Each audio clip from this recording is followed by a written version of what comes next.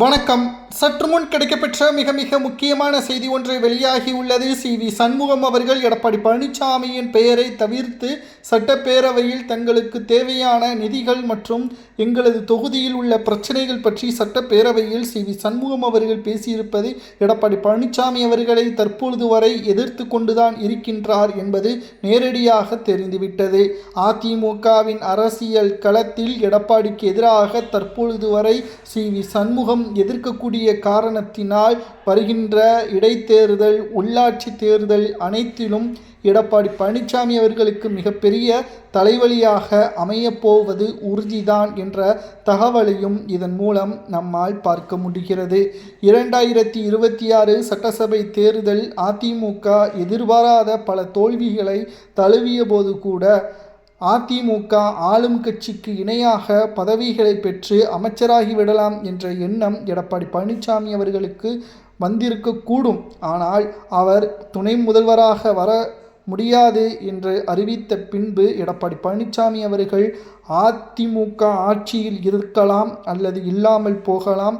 ஆனால் தாவேகாவிற்கு ஆதரவுகள் என்பது ஒருபோதும் கிடையாது என்பதை எடப்பாடி அழுத்தம் திருத்தமாக தெரிவித்துவிட்டார். இதனால்தான் தற்பொழுது வரை அதிமுகவில் பல்வேறு பிரச்சனைகள், குளறுபடிகள் அதிமுகவில் தொடர்ச்சியாக இருந்ததும் குறிப்பிடத்தக்கது. இனி வரக்கூடிய ஒவ்வொரு தேர்தல்களிலும் அதிமுகவில் உட்கட்சி மோதல் இருப்பதால் வெற்றி வாகை என்பது அதிமுகவில் கடினம். அதிமுகவில் வெற்றி என்பது நிச்சயமாக மிகப்பெரிய அளவிலான மாற்றங்கள் ஒற்றுமை இல்லாமல் கிடைப்பது கடினம். சி.வி. சண்முகம் அவர்கள் அதிமுக வெற்றியடைவதற்கான ஏற்பாடுகளை செய்வார். ஆனால் எடப்பாடி அதை தடுக்கக்கூடிய வகையில் இருக்கின்ற காரணத்தினால் எடப்பாடி பழனிசாமி அவர்களுக்கு நிச்சயம் மக்களின் ஆதரவும் இல்லை, அதே சமயம் அதிமுகவின் தொண்டர்களது ஆதரவும் இல்லை என்று சட்டப்பேரவையிலேயே கூறியிருக்கிறார் சி.வி. சண்முகம் அவர்கள். மேலும் தொடர்ச்சியாக எடப்பாடி பழனிசாமி அவர்களை பொறுத்தளவிற்கு 3வது இடம் எதிர்வரக்கூடிய அடுத்த 25 ஆண்டுகளிலும் அதிமுக ஆட்சியை அமைப்பது மிகப்பெரிய கடினம்தான் என்றும் அரசியல் வட்டாரத்தில் கூறப்படுகின்றன.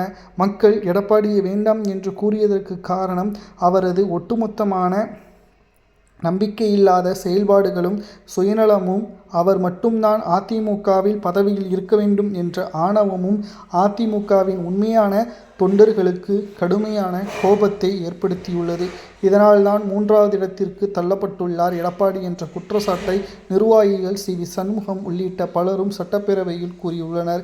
இதனால் சட்டப்பேரவையில் சி.வி. சண்முகத்திற்கும் எடப்பாடிக்கும் இடையே மோதலும் ஏற்பட்டுள்ளது. இதை பற்றி உங்களது கருத்துக்களை கமெண்ட்